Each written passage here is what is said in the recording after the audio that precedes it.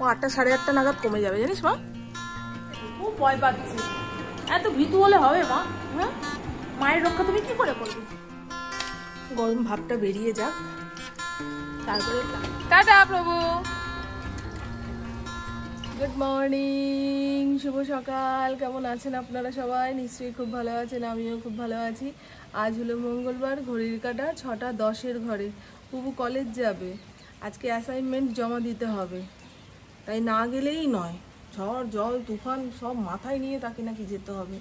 এদিকে কাল রাত্রির থেকে যে বৃষ্টি শুরু হয়েছে, মানে মুষলধারে বললেও কম বলা হবে। চতুর্দিক সাদা হয়ে গেছে, মেঘ ডাকছে, বিদ্যুৎ চমকাচ্ছে। এদিকে আমার মাথায় টেনশন, ফ্রিজটা মনে হয় নষ্ট হয়ে গেল, অন্যান্য গ্যাজেট মনে হয় শেষ। এরকম ছেঁড়া ছেঁড়া ঘুম হয়েছে। আজকে সকালবেলা উঠতে অসুবিধা হচ্ছিল, তবু চোখ দলতে দলতে উঠলাম। কাল রাতে মেয়ে বলে শুয়েছে, মা একটু ভাত ভাজা করে দিও তো, ভাত ভাজাটা খেলেই পেটে থাকে। এবছর বৃষ্টিও হচ্ছে গো বন্ধু, দেখেছেন? এই অতি বৃষ্টিতে বন্যা না হয়ে যায়, এখন এটাই ভয় পাচ্ছি। পুবুটা কলেজে পৌঁছে যাওয়ার পরে যত খুশি বৃষ্টি হোক, চটপট রান্না হয়ে যাবে, জানলার সামনে বসে বৃষ্টি দেখবো। এবার আপনারা বলবেন, হ্যাঁ তোমার পুবু কলেজে পৌঁছে যাওয়ার পরে বৃষ্টি হলে আমার ছেলেটা তো স্কুলে যেতে পারবে না, কিংবা আমার মেয়েটা স্কুল থেকে ফিরতে পারবে না। আরে আপনারাও তো মা বাবা, আপনারা আপনাদের ছেলে মেয়ের সুযোগ সুবিধা অনুযায়ী ভগবানের কাছে প্রার্থনা করুন। আমি মা হিসাবে ভগবানকে ডাকছি, যদি আমার চাওয়া পাওয়া সে মেটাতে পারে, তাহলে আপনাদের প্রার্থনাতেও এতটাই জোর রাখুন যে আপনাদের প্রার্থনাটাও যেন ভগবান শোনে। কিন্তু এবছরে যা বৃষ্টি হচ্ছে, চতুর্দিকের এলাকা অর্ধেক ডুবে গেছে। প্রথমে ভেবেছিলাম এখন এত বৃষ্টি হচ্ছে, পুজোর সময় হবে না, খুব ভালোভাবে ঠাকুর দেখতে যেতে পারবো। কিন্তু এই বৃষ্টিতে যদি পাশের এলাকাতে বন্যা হয়ে যায়, তারা বন্যায় ভাসছে, বন্যায় কাঁদছে, এদিকে আমরা নতুন জামা কাপড় পরে পুজো প্যান্ডেলে যাব, ওটা কি কোনোদিন হয়? মা দুর্গা যেন সবার ভালো করে, সবার কথা ভেবে সব কিছু দেয়। আমার চাওয়া পাওয়াতে কিচ্ছু হবে না গো বন্ধু। আমি যতই এটা চাই সেটা চাই, ভগবান ভগবানেরটাই করবে। ওনার যতটুকু দেওয়ার উনি ততটুকুই দেবে, তোরা ঘ্যান ঘ্যান করে মর। ওই দেখুন, জবা গাছের ফুল এখনো ভালোভাবে ফোটেও নি, ওই অবস্থাতে রয়েছে। খুব ভালো লাগে এরকম বৃষ্টির দিনে, খুব সকাল সকাল পরিবেশটা, কোনো শোরগোল নেই, হট্টগোল নেই, খালি বৃষ্টির আওয়াজ কান পেতে শুনলেই শোনা যায়। যাদের টিনের চাল তারা আরো ভালোভাবে ফিল করতে পারে এই বৃষ্টির ফোটার আওয়াজটা। ডিম দিন। পুকুর অনেক অবাঙালি বন্ধু শ্রাবণ মাস নিয়ম করে মানছে, পেঁয়াজ রসুনটা খেলেও ওই মাছ মাংস ডিম এগুলো থেকে দূরে থাকছে। তাই পুকুর টিফিনে যদি ডিম থাকে, এক জায়গায় বসে খেতে অসুবিধা হবে, নাহলে ভাত ভাজাতে ডিম দিলেও খুব ভালো লাগে। আর 1 চামচ ঘি দিয়েছি বলে তেল তেল করছে, নাহলে অল্প তেলেই রান্না করলাম গো।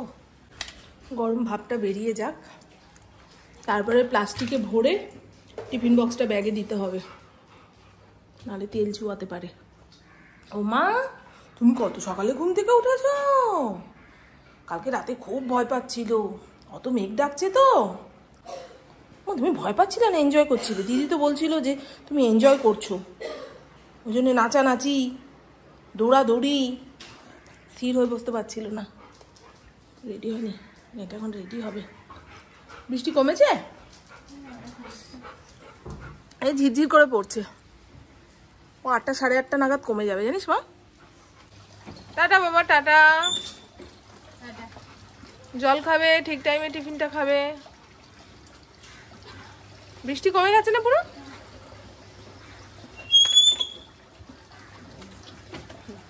মহারাজা জায়গা মতো উঠে শুয়ে রয়েছে। টাটা প্রভু, চল। সকালের কাজকর্ম শেষ। বাবা চলো চলো চলো বাবা। তোমার ভয়ে মেয়েটাকে যে একটু ভালোভাবে টাটা বলবো, দুগ্গা দুগ্গা বলবো, সেই সুযোগ পাই না। একটু গেট খোলা পেলেই বেরিয়ে যাবে, বুঝছো? তখন আর ধরে আনতে পারবো না। যাওয়ার মুখে এইসব কীর্তি করলে আমার উপরে রেগে যাবে সবাই। এই দেখুন ওদের বাড়ির কার্নিশে ম্যাওটা বসে রয়েছে, তাকে দেখে এতক্ষণ চিৎকার চেঁচামেচি দিল। চলো চলো চলো, যার যার বাড়িতে সে এসে থাকুক, চলো।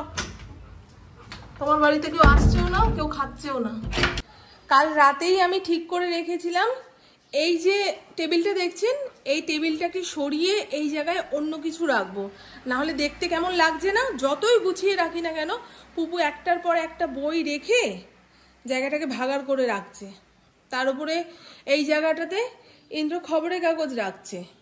মানে এখন যদি বলতে থাকি তাহলে ইন্দ্র পুপুর দোষ ছাড়া আর কিছুই বলতে পারবো না। তাই ওইটা সরিয়ে দিলে জায়গাটা হালকা হয়ে যাবে। ঘরের সমস্ত ফার্নিচার মাঝে মধ্যে সরিয়ে যদি ঝেড়ে মুছে নেওয়া যায় তাহলে অনেক ধুলোবালি জমে না। আর এখানে দেখছেন এত খবরের কাগজ, ইন্দ্র যখন সকালবেলায় খবরের কাগজ মুখস্থ করার সময় পায় না, তখন রাতের দিকে ওপরের ঘরে নিয়ে আসে, আর সেই খবরের কাগজ জমতে জমতে দেখুন এক পাহাড় হয়ে গেছে। এখন ঘরের লোক না থাকলে ঘরের কাগজপত্র আমি ফেলতেও পারবো না। যদি দরকারি কোনো কাগজপত্র বেরিয়ে যায় তাহলে আমার কৈফত দিতে দিতে মাথা খারাপ হয়ে যাবে। আর এই কম্পিউটার টেবিলটার পায়া ভেঙে গেছে কবে জানেন? ইন্দ্রপুপু আমাকে বলে বলে হয়রান যে এটা ফেলে দাও, ঘরে ভাঙা জিনিস রাখতে নেই। আর ঘুরিয়ে ফিরিয়ে দেখুন ইন্দ্রর ঘরে এনেই জমা করলাম। ইন্দ্র দেখেই রেখে যাবে কিন্তু, যে সারা বাড়িতে কোনো জিনিস রাখার জায়গা না থাকলে সেটা আমার ঘরে এনে জমা করছো। ভালোই তো, আমার ঘরটা হয়ে গেছে স্টোর রুম, কোথায় রাখবো বলুন? ভালো লাগছে না। আর এটা হলো ইন্দ্রপুপু সেই ছোটবেলাকার ফটো। ইন্দ্রও ছোট ছিল, পুপুও ছোট ছিল। ওই অ্যান্ড্রয়েড মোবাইলের ক্যামেরা থেকে তোলা তো, খুব একটা ভালোভাবে ওঠেনি, তবুও এই দুটো ফটো চোখের সামনে থেকে সরানো যাবে না। সেই জন্য ইন্দ্রর ঘরের টেবিলে সর্বক্ষণ দেখবেন এটা সাজিয়ে গুজিয়ে রেখেছি। আর আগের দিন দেখালাম না 2 গাঁটটি খবরের কাগজ বেঁধে রেখেছি, সেটা তো ফেরিওয়ালার কাছে বেচে 90 টাকা পেয়েছি। আবার দেখুন আজকে কতগুলো খবরের কাগজ বের করলাম। এগুলো ওপরের ঘরেই রাখবো, ফেরিওয়ালা যখন হাঁক ডাক দেবে তখন দৌড় দিয়ে ওপরের ঘর থেকে নিচে নিয়ে যাব। নাহলে নিচের ঘরের জায়গাটা খুব ছোট জানেন তো, ক্যামেরায় দেখে হয়তো মনে হয় অনেক বড় ঘর দুয়ার, কিন্তু কোনো এক জায়গায় কিছু স্থিরভাবে রেখে দিলে মানে হাঁটতে চলতে ফিরতে অসুবিধা হয়, আমার যেন চোখে লাগে। হ্যাঁ পরিষ্কার করতে হবে তো।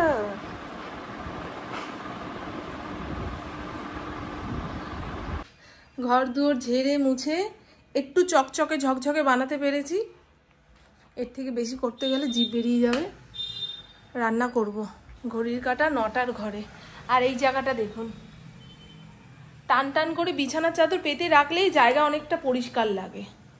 আর পুপু এখন এখানেই তো সারাক্ষণ কাটাচ্ছে, এই জায়গাটা একটু গুছিয়ে গাছিয়ে না রাখলে না, পড়াশোনা কিংবা যে কাজই করুক না কেন সেই কাজে মন লাগে না। কালকে বলছিল মা আমি গুছিয়ে ফেলবো, তুমি হাত দিও না। আমি হ্যাঁ বাবা, তোমার আশায় রাখলে ও ভাগার থেকে মহা ভাগার হয়ে যাবে। তাও তুমি বলবে করছি, করব। আমরা বড়রাই কত কাজ করব বলে করতে পারি না, ইচ্ছে করে না কিংবা সময় হয়ে ওঠে না। এই ময়লাটা সুভাষদা আসলে নিয়ে চলে যাবে। আগে 1 কাপ চা খেয়ে নি, নাহলে নড়তে চড়তে পারছি না। এতক্ষণ যাবো ধুলোবালি ঘাটলাম তো, নাক গলা পুরো জ্বালা জ্বালা দিচ্ছি। এরপরে হাঁচি কাশি শুরু হবে, ডাস্ট অ্যালার্জি আছে তো। নাকপট্টি নাকে দিয়ে কাজ করতে গেলে দম আটকে আসে, মনে হয় নাকটা কেউ টিপে ধরেছে। বুঝছেন, সমস্যা অনেক আছে, ওই জন্য আর সমাধান করতে পারছি না। একটা সমস্যা হলে ভাবা যেত কিভাবে সমাধান করবো, এই হাজারো সমস্যা।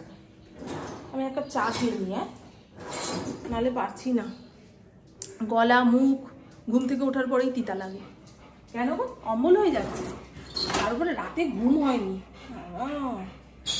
রাতে ঘুম না হলে যতই গ্যাস অম্বলের ট্যাবলেট খাই না কেন, ও আমার কোনো কাজেই লাগবে না। ও শোন না, ইন্দ্র বাজার থেকে কাটাপোনা মাছ নিয়ে এসছে। এই মাছটা আজকে রান্না করব না, ধুয়ে ফ্রিজে চালান দেব। লোটে মাছ কিছুটা ফড়িংয়ের জন্য রেখেছি, হলুদ দিয়ে সেদ্ধ করব, আর বাদ বাকিটা আমার আর ইন্দ্রর জন্য রান্না হবে। কড়াইয়ের মধ্যে পরিমাণ মতন তেল দিয়েছি, কালো জিরা ফোড়ন দিলাম। এবারে আগে থেকে ম্যারিনেট করা মাছটা এর মধ্যে দিয়ে এবারে এই ঘরের বিছানার চাদরটা পাল্টে ফেলি। ইন্দ্রকে বললাম লোক ডেকে খাটের পজিশনটা ঘুরিয়ে দাও। বলে তোমার খালি 6 মাস অন্তর অন্তর খাট এদিক ঘোরাও ওদিক ঘোরাও। নতুন কোনো ফার্নিচার তো কিনতে পারবো না, আর কেনার ইচ্ছাও আমার নেই। তবে যেটুকু আছে সেটুকুকে মাঝে মধ্যে ঘুরিয়ে ফিরিয়ে রাখলে দেখবেন ঘরে একটু নতুনত্ব আসে। বিছানার ওপরে একটা টান টান করে বিছানার চাদর পাতা থাকলেই দেখবেন ঘর দৌড় অর্ধেক পরিষ্কার পরিচ্ছন্ন বলে মনে হয়। এটা সেই মিশো অ্যাপের ভাইরাল চাদর, একটু পলিকটন টাইপের। আর কয়দিন ধরে আমি রান্নাবান্নার শেষে বড় বড় বাসনগুলো যেগুলো পরের দিন রান্নার কাজে লাগবে সেগুলো মেজে ঘষে নিচ্ছি। সুজাতা তো বাসন মাজতে আসে 11:30 পৌনে 12টার সময়। ওর বাসন মেজে দেওয়ার পরে যদি আমি রান্না চাপাতে যাই রান্নার হয়ে যাচ্ছে দেরি। আমি আমার সুবিধার জন্যই এইটুকু কাজ এগিয়ে রাখছি। ওকে অনেকবার বলেছি সুজাতা 8:30টার সময় বাসনটা মেজে দিয়ে যেও। ও হাত তুলে জানিয়ে দিয়েছে বৌদি 11:30টার আগে আমার হবে না, আমার ছেলেটা স্কুলে যায়। তো সে যাই হোক, ওর সুবিধা আমার সুবিধা মিলিয়ে মিশিয়ে কাজকর্ম। ওখানে ফড়িংয়ের জন্য লোটে মাছ হলুদ দিয়ে সেদ্ধ বসিয়ে দিয়েছি। আর ইন্দ্র যে মাছটা এনেছে সেটা বাইরের কলে বসেই ধোবো। ঘরের কলে ধুলে না ওই চতুর্দিক থেকে আষ্টে গন্ধ ছাড়ে, তারপরে মাছি ভ্যান ভ্যান করে। সেই মাছি ধরার জন্য ফড়িংয়ের যে কী রকম বাড়াবাড়ি। এই দেখুন কাটাপোনা মাছ এনেছে, এদিকে ইন্দ্র গলিটা ধোয়াবে বলে অপেক্ষা করছে। হঠাৎ করে বাইরেটা কালো হয়ে আসলো, আমি দৌড় দিয়ে মাছ ধুতে গেলাম। বৃষ্টি এসে গেলে আর মাছ ধুতে পারবো না, কিন্তু ঘর মুছে মাছ ধুতে গেলে ভালো হতো। মাছের জল সারা গায়ে, ভাল লাগছে না। এখন কতক্ষণে স্নান করব সেই তাড়া লেগে গেছে। এখানে 2 দিনের মাছ একসঙ্গেই রাখি। এত এটাকে কি বলে, গাদার মাছ। গাদার মাছ ভরে ভরে আনছে, কে খাবে কে জানে।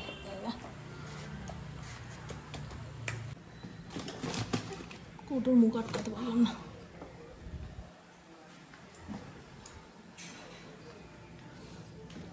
আমাদের ইন্দ্র আবার মাছের তেল একটু পেঁয়াজ রসুন দিয়ে ভেজে দিলে ভালো খায়। আমিও ভালো খাই, তবে খেলে অসুবিধা হয় বলে খাই না। এখানে ফড়িংয়ের ভাত পুরো উপচে পড়েছে। সব কাজ যেন হুটোপাটি হুটোপাটি করে করছি। এই ঘর মোছা হতে না হতে ইন্দ্র পুজো দিয়ে নিচের ঘরে চলে আসবে। তাকে খাওয়ার বেড়ে মুখের সামনে না দিলে খাবেন না। কত বাড়ির ছেলেরা আছে না, বউ কিংবা মা কাজে কর্মে ব্যস্ত থাকলে নিজেরাই হাতে করে নিয়ে খেয়ে নেয়। বাবা, ছাতুর কৌটো কোথায় থাকে এখনো পর্যন্ত তাকে মুখস্থ করাতে পারলাম না।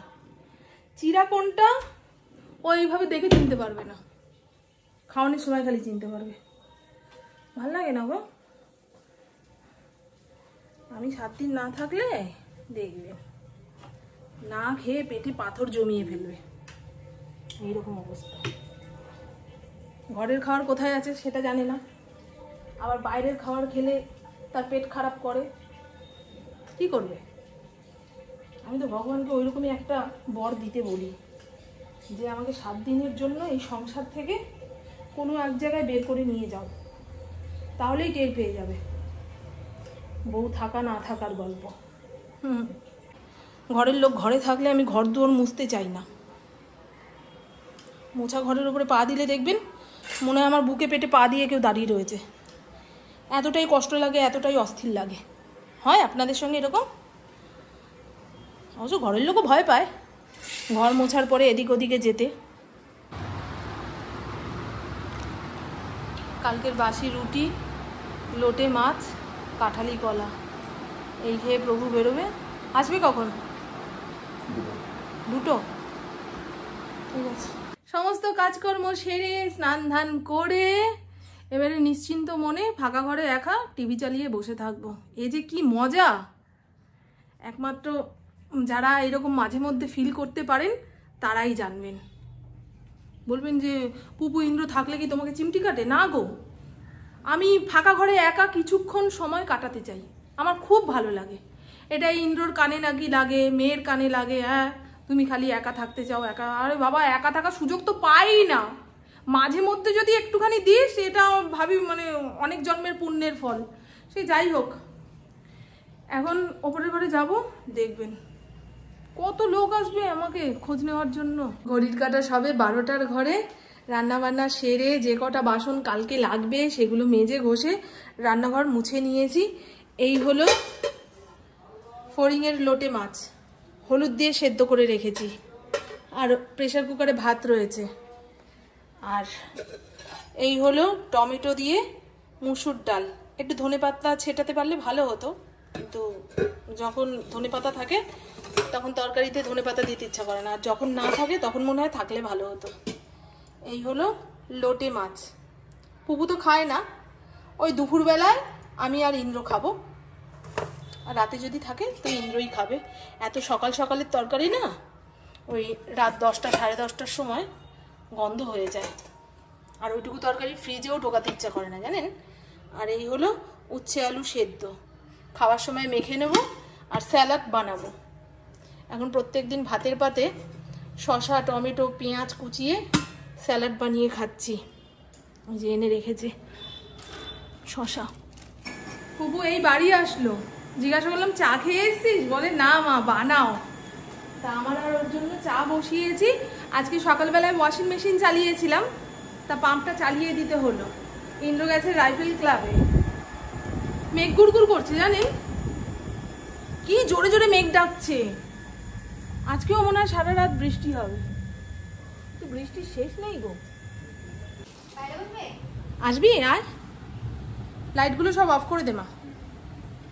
দেখেছিস কেমন মেঘ ডাকছে, আজকেও হবে জোরদার। পুকুর খুব পছন্দ হয়েছে, এই জায়গাটা ভালো করে গুছিয়ে রেখেছি। এই মাত্র ফেসবুক ঘাঁটতে গিয়ে দেখলাম উত্তরকাশী যে জায়গাটা, ওই উত্তরাখণ্ড যাওয়ার সময় নাকি পড়ে, কেদারনাথ যাওয়ার সময় নাকি পড়ে, সেরকমই লিখেছে সবাই। ওই জায়গাটা পুরো ভেসে গেছে। এত বৃষ্টি হলে আমাদের শ্রীরামপুর এলাকার কত জায়গা এক হাঁটু করে জল, মানুষজন যাতায়াত করতে পারছে না। এই জমা জল থেকেই তো পেটের রোগ, এই রোগ, হ্যানা ত্যানা, দেখবেন না। যে জায়গায় বন্যা হবে তো বন্যা হবে, আর যে জায়গায় হবে না সেই জায়গার মানুষও কিন্তু ভালো থাকতে পারবে না। পেটের রোগ, ডেঙ্গু মেঙ্গু এই সমস্ত নিয়ে পুজোর সময় ঘরে বসে থাকবে। কি বলুন তো, কি বৃষ্টি শুরু হয়েছে। আমার বৃষ্টি ভালো লাগে, কিন্তু অতিরিক্ত হয়ে গেলে না ভয় পাই, যে কেদারনাথের মতন যদি সব ভেসে। আর আমার বাড়ি পুরো গঙ্গার পাড়েই জানেন, কিন্তু সব এলাকায় জল জমলেও এই এলাকাতে জল জমে না। কি অদ্ভুত আশ্চর্য। হ্যাঁ, সামনে পাড় ভাঙলে একদম ভগবানের ইচ্ছা। তো চলুন বন্ধু, আমার বকবক আজকের মতন এইটুকুই। আপনারা সবাই খুব খুব খুব ভালো থাকবেন, নিজের শরীরে খেয়াল রাখবেন, সুস্থ থাকবেন, আর অল টাইম স্মাইল করতে হবে। টাটা, খুব ভালো থাকবেন। বেশ ঠান্ডা ঠান্ডা হাওয়া দিচ্ছে জানেন।